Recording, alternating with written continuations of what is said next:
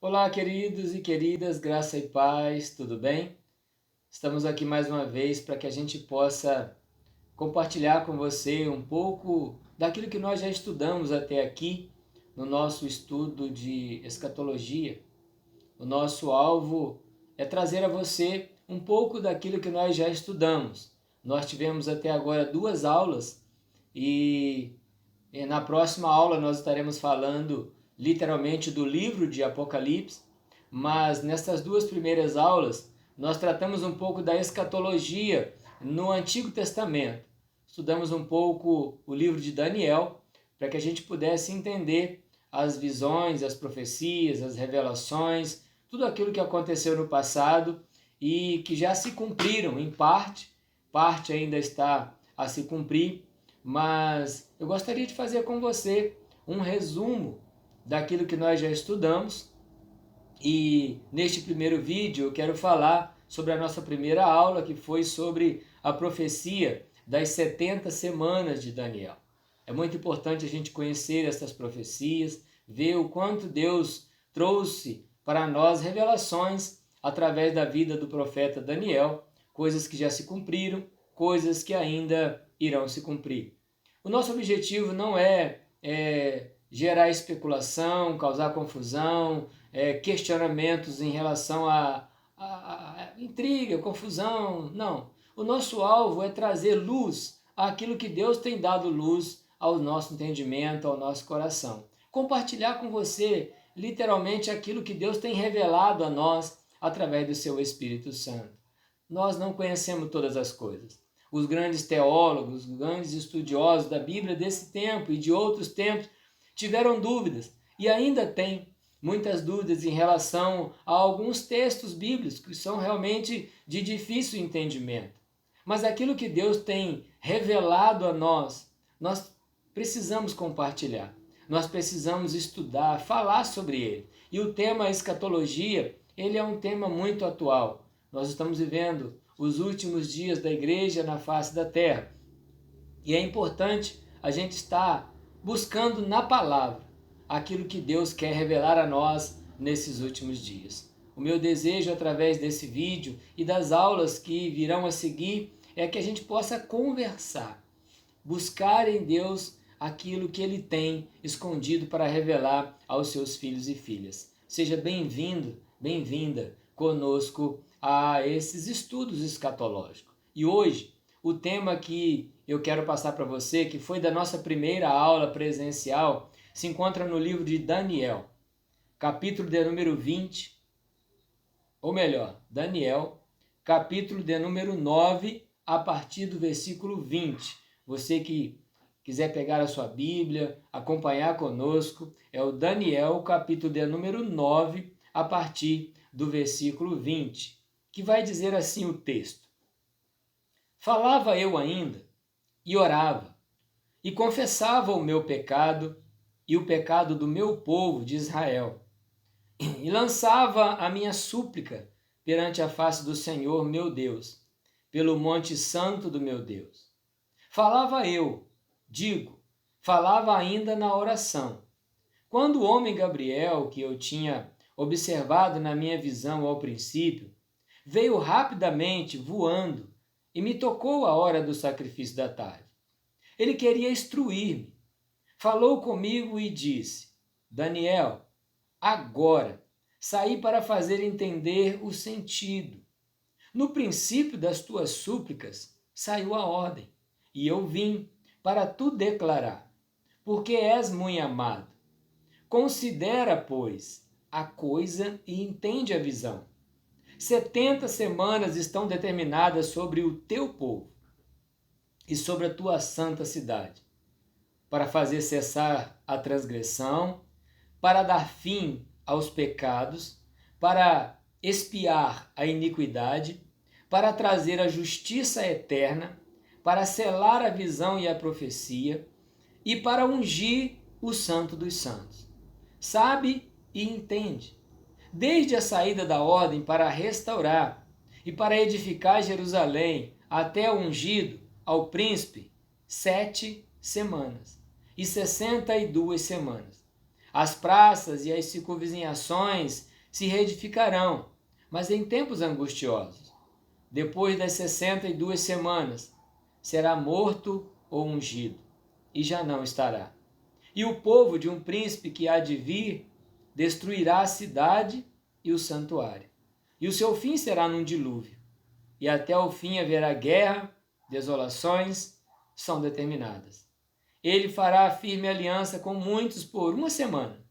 Na metade da semana fará cessar o sacrifício e a oferta de manjares. Sobre as asas das abominações virá o assolador, e até que a destruição, que está determinada, se derrame sobre ele. Daniel estava orando neste momento quando ele recebe a visita do anjo. O contexto desse texto vai dizer que ele está lendo o livro do profeta Jeremias e ele percebe através da escritura do livro do profeta que o tempo que a nação, o povo de Judá, no caso, que havia sido levado cativeiro para a Babilônia e deveria permanecer lá, seria de 70 anos. E ele entende que o tempo havia chegado, tinha terminado os 70 anos. Porém, o povo ainda não havia saído, ainda estava lá, né? E aí ele começa a orar. E o texto vai dizer que quando ele percebe que os 70 anos havia terminado, ele prostra os joelhos e começa a pedir perdão a Deus. Perdão a Deus pelos pecados dele, perdão a Deus pelos pecados do povo dele. E ele começa a clamar e pedir que Deus perdoasse o pecado. Porque se o tempo era 70 anos, já estava na hora de libertar o povo. E quando ele está clamando, quando ele está orando, ele recebe a visita do anjo. E o anjo Gabriel, né, vai dizer para ele: no dia que você começou a clamar, saiu a ordem no céu e eu vim para fazer você entender todas as coisas.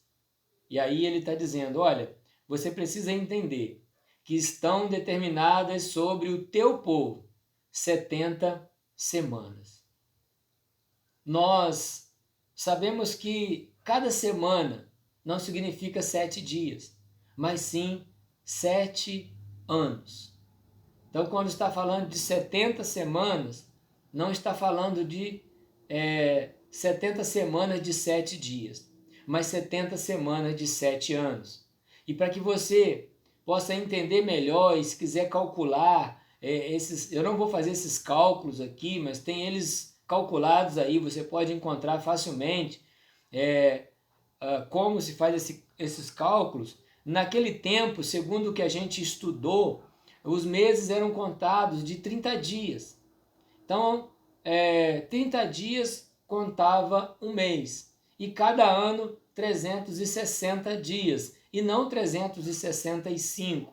Existem versículos bíblicos que comprovam isso. Deixa eu ver se eu acho eles aqui, que eu já havia anotado esses versículos que falam sobre isso. A gente falou no dia, na aula, né? Sobre esse tempo, sobre essa questão do tempo. Eu não sei se eu separei aqui agora para a gente entender isso. Foi na segunda aula que a gente falou sobre esses cálculos desse tempo aí, né? Para que a gente possa entender melhor. Não foi na primeira aula, onde a gente entende que através do período em que houve o dilúvio de Noé, a Bíblia vai dizer que foram 150 dias, falando aí de 6 meses, não, 5 meses na verdade, 150 dias, falando de 5 meses. Ali a gente comprova que os meses eram contados de 30 em 30. E lá em Apocalipse também, 1260 dias, que fala de 3 anos e meio. Então, quando a gente faz essas contas, a gente percebe que os dias, os meses, na verdade, eram contados de 30 em 30 dias. Só para a gente entender isso, por quê? Porque ele está falando para Daniel que o tempo determinado para que acontecesse o quê? A gente pode encontrar aqui, no versículo 24, ele vai dizer: 70 semanas estão determinadas sobre o povo e sobre a tua santa cidade, para quê? Olha aqui os motivos: para fazer cessar a transgressão, primeiro; segundo, dar fim aos pecados; Terceiro, para expiar a iniquidade. Quarto, para trazer a justiça eterna. 5, para selar a visão e a profecia, né? Para ungir o santo dos santos. Então, 70 semanas iriam se cumprir todas essas coisas. E quem faria tudo isso, né? Nós sabemos que o nosso Senhor e Salvador Jesus Cristo, ele veio para cumprir todas essas coisas. Então, aí ele fala no versículo 25, olha, entende, desde a saída da ordem para restaurar e para reedificar Jerusalém, até o ungido, o príncipe, está falando aqui de Jesus, né, do Messias, 7 semanas, ou seja, essas primeiras 7 semanas foi quando o rei Artaxerxes liberou uma carta para que o povo voltasse da Babilônia para Jerusalém, para que pudesse reconstruir os muros da cidade, né? Então lá desde a saída da ordem para reedificar Jerusalém, a gente pode estudar e conhecer melhor essa história no livro de Neemias, no livro de Esdras. Você pode encontrar melhor esta história, né, da reedificação dos muros. Porque quando Nabucodonosor invadiu Judá, destruiu tudo. Destruiu lá os muros, destruiu o templo, acabou com aquilo tudo. E o povo foi levado cativo. E aí, 70 anos depois, né, sai a ordem para que o povo possa voltar para Jerusalém para reedificar os muros. A gente conhece a história de Neemias, Tobias e Sambalate tentando atrapalhar, a gente encontra isso no livro de Neemias. E aí o anjo está dizendo para Daniel que as 70 semanas, elas começaram quando saiu essa ordem, tá? Essa ordem para restaurar e para reedificar esses muros, né? Para que fosse reedificado. Então, a partir dali, começa-se a contar as 70 semanas. E aí ele fala assim, primeiro são 7 semanas, que dá um total de 49 anos. Se a gente for ler a história, vai ver que levou literalmente 49 anos para que os muros pudessem ser reedificados. Depois dessas primeiras 7 semanas, contaram-se mais o quê? Mais 62 semanas até a morte e até o início ali do ministério de Jesus, completando 27 depois de Cristo. 27 depois de Cristo, onde ele começa seu ministério, é onde conclui ali as 62 semanas. Então Jesus aparece ali, tem seu ministério, é morto, e ali quando completa 62 semanas, pronto, ele é pregado na cruz e a gente conhece esta história. Mas o que eu queria entender com você, queria que você entendesse, é que nós estamos falando que o anjo falou para Daniel lá no passado, foi aproximadamente, deixa eu ver aqui quando que foi esse tempo aí, esse período que foi, deixa eu ver aqui, em 457 a.C., tá? 457 a.C., no reinado do rei Artaxerxes, né? Você pode encontrar aí Daniel 9, 25 e 26, né? Então, de lá, de 457 a.C., começou a contar estas 70 semanas. Porém, até o Messias, foram 69 semanas, faltando ainda a última semana, né? Essa última semana, os estudiosos escatológicos pré-tribulacionistas, eles acreditam que houve uma pausa no tempo, porque a nação de Israel não reconheceu o Messias, então houve uma pausa, entrou-se a dispensação da graça, o período da igreja, pregar o evangelho, que já se passaram aí 2022 anos, até que chegar o momento do arrebatamento da igreja, né? Momento em que Jesus volta para tirar a sua igreja e inicia-se então os últimos 7 anos, que são o período do anticristo, né? O reinado do anticristo na terra, o período da tribulação, onde ele, durante 3 anos e meio, fará uma aliança com as nações, né? Seria uma falsa aliança.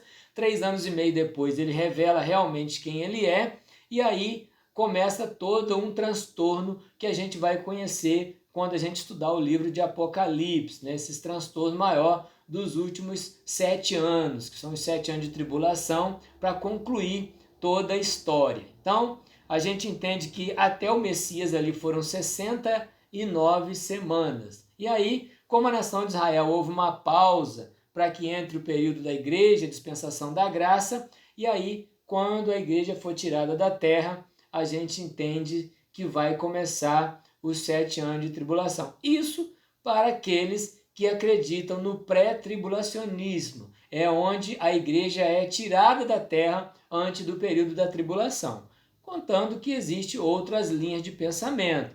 Pessoas que são middle tribulacionistas acreditam que a igreja entra na tribulação e sai no meio, e os pós-tribulacionistas, que acreditam que a igreja fica até o final do período da tribulação. Mas a verdade é que nós temos bastante respaldo bíblico para entender que a igreja não passará pela tribulação, pelo ápice da tribulação, contando que nós já estamos vivendo as dores da parturiente, né? Já estamos vendo na face da terra coisas tremendas acontecendo e que são o início da grande tribulação aí, esse pré-início de tribulação, tá?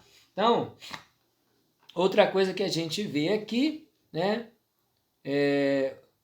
Versículo 26, depois das 62 semanas, será morto ou ungido e já não estará. Ou seja, depois das 62 semanas, Jesus foi morto na cruz, se entregou na cruz no meu e no seu lugar, e ele já não estaria mais. E aí vai dizer, e o povo de um príncipe que há de vir destruirá a cidade e o santuário. Ou seja, 70 anos depois de Cristo, né? Cumprindo aquela profecia que Jesus diz, não ficará aí pedra sobre pedra que não seja derribada, o general Tito invade a cidade de Jerusalém por causa ali das confusões que estavam acontecendo, as brigas, né?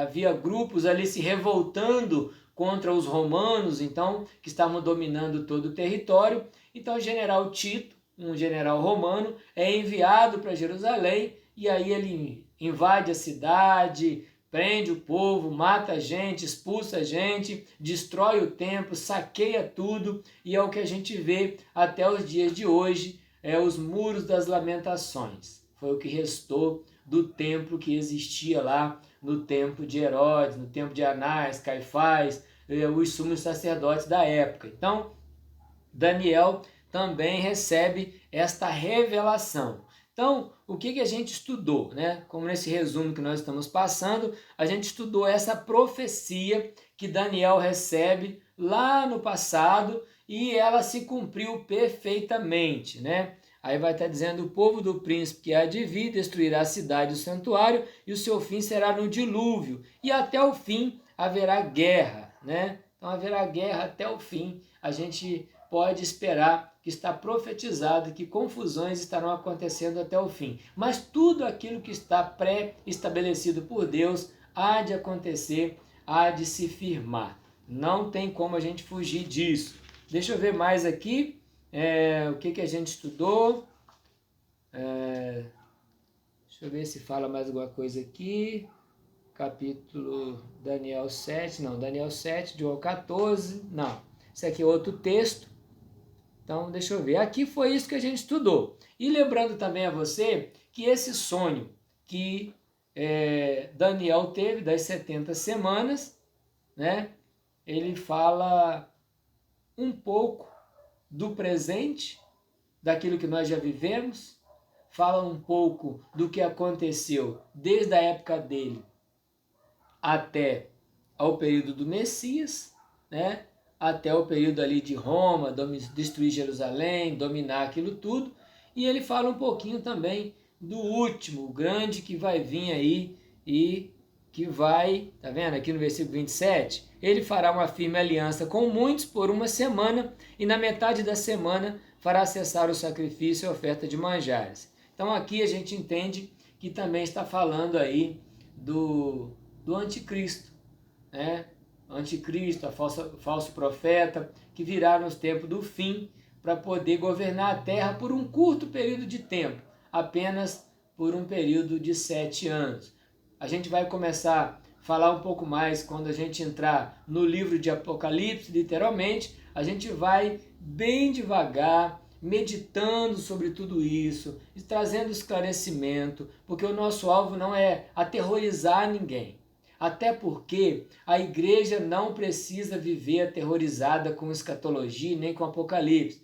Por quê? Porque a promessa é de que a igreja sairá vencedora no final. A vitória da igreja já está determinada. A profecia diz que a igreja ela termina vencedora. Quando a gente estudar Apocalipse, a gente vai ver que a igreja termina glorificada no céu juntamente com Cristo. Mas a gente precisa conhecer o que está acontecendo, para a gente não viver assustado. Conhecer que tudo que está acontecendo na terra faz parte do plano eterno de Deus. Nada foge do controle dele. É certo que tem existido na face da terra muitos e muitos causando dúvidas, levantando questões, e até pessoas muito estudadas, pessoas que têm levantado questionamentos, dúvidas em relação à Bíblia, dúvidas em relação às profecias, mas nós não podemos, de maneira nenhuma, permitir que a nossa fé seja roubada, porque a Bíblia diz que o justo viverá pela fé. E diz o Senhor, se ele recuar, a minha alma não tem prazer nele. Certamente, em algum momento, você vai deparar com uma dúvida, com um questionamento, tipo, quem escreveu a Bíblia foi homem. A sua Bíblia pode ser diferente da Bíblia do outro que mora no outro país. Ele tem lá o tipo de Bíblia dele, que eu não quero citar o nome aqui, mas a nossa Bíblia, que chegou até nós, e que nós conhecemos o Evangelho de Jesus, o Deus Criador. Eu te falo como experiência própria. Quando eu leio de Gênesis a Apocalipse, e eu faço um apanhado do plano eterno de salvação de Deus, eu não vejo erro nele. Eu vejo erro em mim. Mas no plano de salvação de Deus, eu não encontro erro. Dentro desse plano de salvação, a gente vai vendo homens, mulheres, reis, profetas, pessoas tentando expressar com o seu conhecimento humano a revelação grandiosa que tem recebido de Deus. E essas revelações, cada profeta, cada pessoa que escreveu, ele empregou um pouco daquilo que ele conhecia. Você não pode esperar que Daniel fosse colocar no seu livro e fizeram-se um download e ampliou e amplificou, porque é uma linguagem nossa. Formatou, são linguagem nossa. Talvez se a gente recebesse hoje a revelação de Deus para escrever a Bíblia, nós escreveríamos ela de forma diferente, uma forma que o nosso povo fosse entender. Então o que a gente precisa é olhar para o que está escrito, analisar o contexto que essas pessoas viveram, a linguagem que eles falavam, o que eles entendiam, e a gente extrair disso a essência do reino de Deus, a essência da pregação do Evangelho eterno, porque o Evangelho de Cristo é eterno, o Evangelho de Deus é eterno, o nosso Deus não muda, ele é o mesmo. Então, quando a gente estuda as profecias das 70 semanas de Daniel, a gente está aqui querendo entender que aquilo que Deus falou lá no tempo de Daniel cumpriu todas as coisas como estavam determinadas para que fossem cumpridas. E nós estamos vivendo um tempo depois do cumprimento dessas profecias. Então, não resta dúvida para nós. O que nós precisamos é, humildemente, simplesmente, buscar em Deus o conhecimento através daquilo que está escrito. Vai ter coisas aqui que a gente não entende? Vai. Mas vai ter coisas aqui que o Espírito Santo vai se revelar a nós e trazer para nós o entendimento dessas coisas. Nós vamos ver depois, no outro vídeo que a gente vai fazer, um pouco mais desta história, né, de quando tudo isso veio a acontecer. Eu espero, do fundo do meu coração, que esse resumo possa trazer luz à sua vida, possa despertar você para buscar mais da palavra de Deus despertar você a querer estudar mais sobre escatologia, estudar um pouco mais sobre Daniel, sobre Ezequiel, sobre Isaías, sobre o próprio Apocalipse, sem medo nenhum, apenas querendo que Deus abra o seu entendimento, que Ele abra o nosso entendimento e a gente venha compreender qual é o desejo do coração dele para nós nesses dias. Não no passado, porque já passou. O que passou, passou, não tem mais jeito. Mas de hoje em diante, nós podemos viver uma nova história e programar para as nossas vidas e para a vida daqueles que estão ao nosso redor um futuro de vitória, um futuro de glória. Espero que o resumo das 70 semanas de Daniel possa trazer luz à tua vida e o desejo de conhecer mais as profecias bíblicas e a escatologia. Que Deus abençoe a sua vida, que o Espírito Santo traga o entendimento ao teu coração naquilo que você não entendeu. E nós estamos aí à disposição para que você possa fazer perguntas. Pergunte, mas pergunte com um desejo de apenas conhecer. Não faça perguntas que você já sabe a resposta apenas para confundir a gente. Não, porque Deus sonda os nossos corações. Porque talvez você vai assistir esse vídeo, você sabe mais que eu.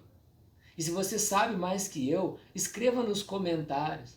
Traga luz nos comentários àquilo que eu falei aqui que não ficou bem claro.